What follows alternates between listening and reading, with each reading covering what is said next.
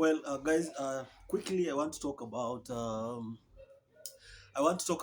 police civilian relationship. Just quickly, uh, with an overview of what have been happening, especially the case of that young boy called Ian someone. I don't know, Wambugo or something.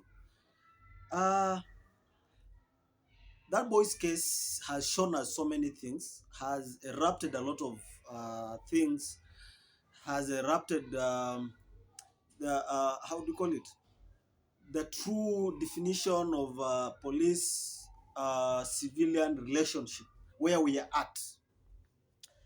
Um, this boy after alishikwa kupelekwa kotini, we saw a battery of legal moguls,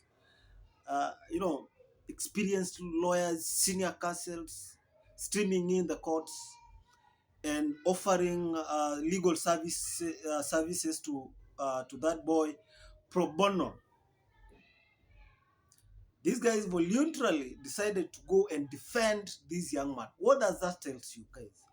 Look, it's true that the relationship between police and civilian is so wide, and unless the police accept themselves, unless the police accepts the mistakes they have been doing in day-to-day life when they're interacting with the civilians, we're not going to, this is not going to look any better.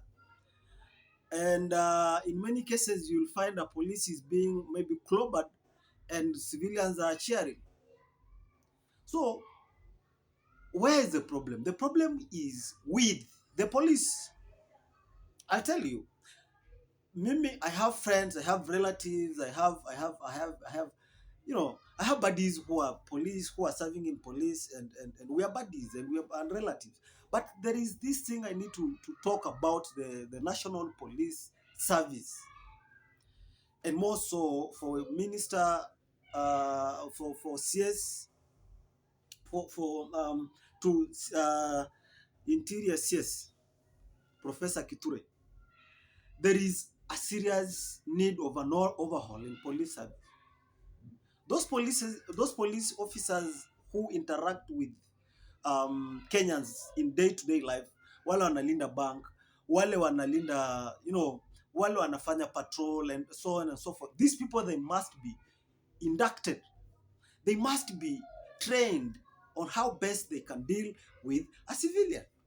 They must be, in the first place, when they're meeting a civilian, they must be able to identify this person is a criminal and this is not a criminal.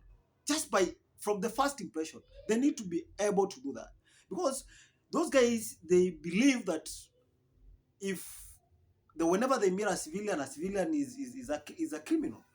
It's not. That's not the case. At least, hata kama umekosa, you are driving on a traffic na umekosa, kuja sema, hello sir, this is police flani, and I beg you to do ABCD. Can I look at your driving license? Can I check your how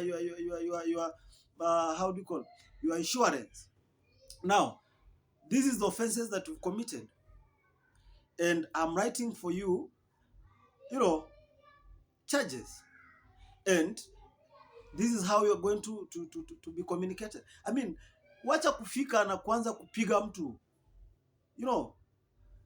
polisi amepata watu the boys might be wamekusanyana, wamefanya nini. The thing is, kwanza kuwapiga, to extort them. I've seen police doing nonsenses around the corridors. There must be a way of police interacting with a civilian. There must be a way. If police wants to be treated so well with the dignity na kuheshimu that thing you call crowning, they must behave in a professional manner. We have seen so many state police, seen American, we have seen South Africa, we have seen, police anakuja na kusalimia, how are you sir, ABCD. Why can't they do that? Does it mean they are so impatient to withstand a 2 or 3 minutes conversation. The other day I saw kuna jamaa alipost on TikTok, Kanjo wa Nairobi wameingia kwa gari yake because wanasema amepark. Mtu amepark gari, unaegeza gari, unatoka unafunga. Jamaa kwa gari hajatoka. These guys washaingia kwa gari. I mean, which kind of nonsense are this as a country? And how are you going to expect civilians to come out and respect you? They are not going to respect you, the crown you call. Let our police end this thing of chota kitu. Boss, mimi ukinifanyia kazi nzuri, before you even request the money, if I have it, I'll say, hey, sir, kunywa chai, just kunywa chai out of goodwill. Sio lazima unisurutishe nifanye nini? Niku honge. Are we together? So, let our police have manners. Let National Police Service infuse some sense in our police. Let them be trained well on how to handle humanity. They have failed to handle humanity. They decided to become brutal, and now that's why civilians are also decided to become brutal, more brutal. And it's, for me, for that guy for the police who was beaten, it's so shameful. I felt sorry to that police officer. But look, what else could a Kenyan do? Especially if you have been in a brutal arms of police at some point. You know, it's a trauma. Anytime you see police, you just think of kutafuta mawe na kupigana na huyo police. So our police, you guys need to,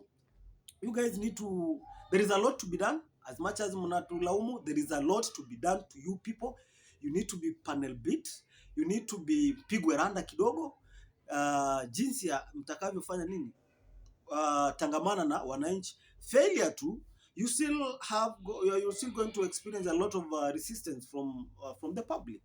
And as I conclude, I also repeat, the case of Kimani has taught you guys, must teach you guys a lesson, that the lawyers, you guys know who and who, the Cliff from Better, the other guy, I don't know, the Nyeri guy, those big advocates, they ganged against you. Even the only person who was representing the prosecutor, Dunstan Omar, was asked, boss, what are you doing there? Since when did you become since when did how do you call the prosecutor the state became your client? There is a lot to be done. And with those few remarks, I hope this conversation is going to, take shape. You guys are our relatives. We not disputing you, but we are hoping for the best. We are hoping that your bosses sit down and do something in the service. Otherwise, we have no options. Mimi ukinishika unipige ni sawa, na unibrutalize unafanya nini, like there is an OCS back at home, a stupid boy was taken there and at some point frustrated me. Ameshika mtu, amemnyima bond, nataka kulipa bond, amekataa, ameweka mtu kwa cell for 4 days, which is against the constitution, now simply because aliona ule mtu kama jiwezi ama anataka kumextort. Those are the things we are going through, but next time police akinishika na nikuwe in a position of resistance, I will resist. And whatever happened might recur. Why? Because I have a trauma. I have a bad experience with the police. So it's you guys to be good. It's you guys your bosses to sit down with the head of state, review your mode of working. Go train these people again. Get them inducted. Come back, and now we need to see the new police. We need to see good police. We need to see police with patience of humanity while handling, humanity cases. We don't need to see brutal police around. It was a police force. And then we were told it's now a police service, but still we are not seeing any service either. So there is a lot to be done. It's a we need to talk much about our police in this country. With those few remarks,